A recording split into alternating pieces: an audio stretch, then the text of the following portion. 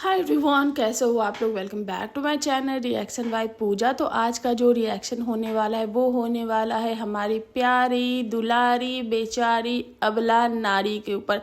तो आज मैं बताऊंगी कि ये अबला जो है वो कितनी शातिर है और कितनी होशियार है। इन्होंने कितना तिगड़म लगाया है और कैसे इन्होंने जो एक नॉर्मल केस को भी इतना चालबाजी से लाला जी और उनके बच्चों के ऊपर उनको और भी ज़्यादा स्ट्रॉन्ग बनाया है। पहले इनको इन चीज़ों के लिए उतनी चीज़ें पता नहीं थी, लेकिन इस केस को जो है वो और भी ज़्यादा स्ट्रॉन्ग बनाया है इस अबला नारी ने। तो गाइस बहुत टाइम हो गए हैं, अनीता जी को लगभग 6 से 7 दिन हो ही गए होंगे आए हुए, और तब से एक ही चीज़ चल रहा है कि अनीता जी की तरफ से ये कहा जा रहा है कि भैया हम ज़्यादा दिन यहाँ नहीं रहेंगे क्योंकि हमारे बच्चे हमारे पति यहाँ नहीं है और ऐसे माहौल में हम नहीं सरवाइव कर पा रहे, हमें अच्छा बिल्कुल भी नहीं लग रहा है। तो जो भी है अपना पंचायत वगैरह कराओ, जो भी तुमको करवाना है, केस वापस लेना है, जो भी करना है कराओ। तो पर उधर से कुछ भी रिप्लाई नहीं आ रहा है। चाचा जी से 2-2 बार ये बुलवाया गया कि चाचा जी ऐसा है कि हम 7-8 दिन ही यहाँ रहेंगे क्योंकि उसके बाद हम चले जाएंगे। पर चाचा जी बोले ठीक है हम जाता नहीं, हम बात कराता नहीं, लेकिन कोई भी उसके बाद कुछ भी रिप्लाई नहीं आया। ना ही अनीता जी के तरफ से इस टॉपिक पे कोई अपडेट आया है, ना ही हमारी जो प्यारी दुलारी अबला नारी जी हैं उनके तरफ से कोई अपडेट आया है। हमारी जो अबला नारी है वो बार बार एक ही चीज़ कह रही है कि हमारे दोस्त लोग बोले हैं कि कुछ नहीं बोलने के लिए, तो हम कुछ नहीं बोलेंगे। कभी उनका टाइटल आता है कि सब हम कुछ नहीं बोलेंगे, सारे समय जवाब देगा। तो आखिर ये जो टाइटल इतना जो डीप थिंकिंग करके ये जो टाइटल लगता है जो दिल्ली वाले स्क्रिप्ट के द्वारा, और वीडियो में कुछ नहीं होता, वीडियो में यही होता है कभी दादाजी को नहाते हुए दिखा दो, कभी किसी मोटे आदमी का पेट दिखा दो, किसी के बिना परमिशन से, तो किसी को कुछ बांट रही हैं वो दिखा दिया, कुछ खा रही हैं वो दिखा दिया, वो भी नहीं हुआ तो किसी बच्चे को उठा के दिखा, मतलब कुछ भी दिखा रही हैं। और बेचारापन तो इनके वीडियोस में कूट कूट के भरा है, कभी रेसिपी, कभी कुछ तो कभी कुछ, और यही सारी चीज़ें इनकी चलती है।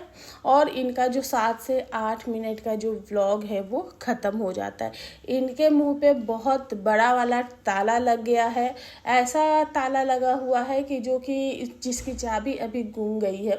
चाबी गुम गई है कि मतलब कि इनका स्क्रिप्ट पे अभी काम चल रहा है, इनका स्क्रिप्ट अभी आया है नहीं, और जब ये चीज़ें आएंगी तो शायद बहुत बड़ी होंगी, क्योंकि इन्होंने बहुत ही स्मार्ट गेम खेला है। तो अब बात कर लेते हैं कि आखिर इन्होंने जो मास्टर स्ट्रोक चला है वो क्या है। कुछ दिन पहले हम सभी को पता है कि बीच में गोलू जो है वो पटना गया था। अब गोलू पटना क्यों गया था ये बातें तो बसंती जी ने बताई नहीं, लेकिन जो हमारे गोलू महाराज हैं उन्होंने शायद एक बात बोली थी कि यहाँ के जो जैसे कि इनके जो गांव की जो पुलिस है, गांव था, तो उनकी जो लोकल पुलिस है वो लाला जी, ललित और लकी पे उतनी कार्रवाई नहीं कर पा रहे हैं क्योंकि उनको पता है कि बसंती जी का जो केस है वो झूठा है और इनका जो ये बोल रही हैं, इसीलिए वो लोग उतनी लाला जी के पक्ष में ज़्यादा है और बसंती जी के पक्ष में कम है। उनको पता है कि ये लोग झूठी FRI लिखाए हैं, तो अब जब उनको पता है कि ये लोग झूठी FIR लिखाए हैं तो वो लोग अब उनका तो काम है, अगर आप थाने जाते हो रिपोर्ट लिखाने तो थाने में तो रिपोर्ट लिखेंगे क्योंकि उनका जॉब है। और ऐसे टॉपिक पे अगर कोई नहीं लिखेगा तो जो पुलिस वाले हैं, चाहे वो आपकी कितने भी जानने पहचानने वाले होंगे, वो उनका जॉब है, वो लिखेंगे क्योंकि ये टॉपिक भी बहुत ही ज़्यादा सेंसिटिव हो जाता है। तो बात ये हुई कि यहाँ तो उनको कोई भी जो गांव की पुलिस थी वो उनको इतना सपोर्ट नहीं कर रही थी। उन्होंने रिपोर्ट तो लिखा पर वो उस केस को उतना मजबूत नहीं बना रहे थे।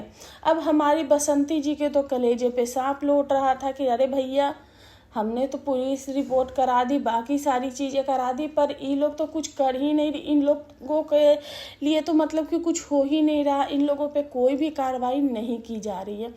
तभी उन्होंने अपने केस को स्ट्रॉन्ग बनाने के लिए पटना में अप्लाई किया और तभी लाला जी और उनके बच्चों पे नॉन अवेलेबल वारंट जो है वो जारी हुआ।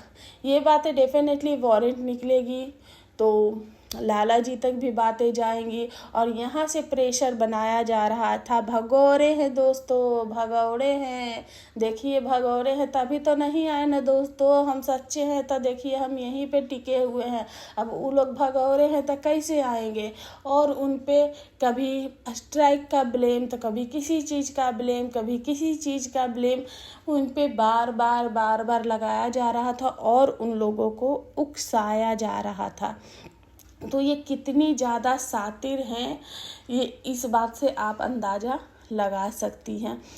तो जब उनके वकील को, लाला जी के वकील को ये चीज़ें पता चली और बार बार प्रेशर बन रहा था, क्योंकि जब से गोलू पटना गया है तभी से अनीता जी के जो चेहरे की जो हवाइयाँ हैं वो उड़ गई हैं। अनीता जी की चेहरे से जो खुशी है वो गायब हो गई है और अनीता जी इस केस को लड़ने हथियार डाल ली, क्योंकि पहले अनीता जी भी फॉर्म में थी। अनीता जी भी बार बार ये बोल रही थी कि दोस्तों उसका चीरहरण हुआ है ना दोस्तों, तब जिसका चीरहरण का तो जो चीरहरण हुआ है तो चीरहरण का तो इंसाफ कोर्ट में मिलेगा ना, पंचायत कैसे चीरहरण का इंसाफ कराएगी। और जिसको चीरहरण हुआ है उसको तो इंसाफ देना ही पड़ेगा ना दोस्तों।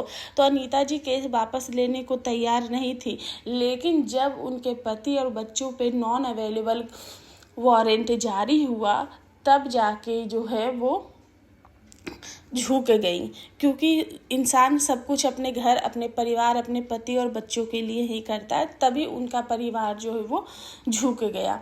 और जब क्योंकि उनके जो लॉयर है उन्होंने तो मना किया होगा कि आप लोग गांव मत जाना, गांव जाओगे तो आपको अरेस्ट करवा दिया जाएगा।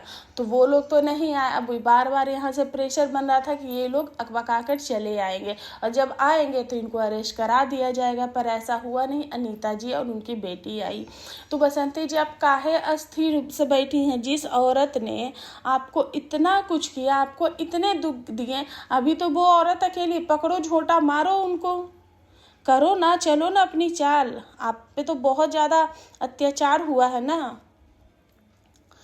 तो इस तरीके से जो बसंती जी हैं वो कर रही हैं, पर अभी जो फ़िलहाल बसंती जी के भी हाथ बने हुए हैं, क्योंकि ये दोनों ही अभी लीगल प्रोसेस में हैं।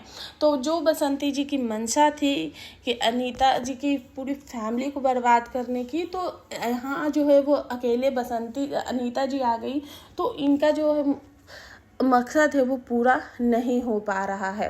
अब इनके पास ऑप्शन नहीं बचता है, क्योंकि इन्होंने खुद के पैर पे, क्योंकि जब इंसान ज़्यादा ऊंचाइयों पे जाता है तो वो ज़मीन जो है वो भूल जाता है।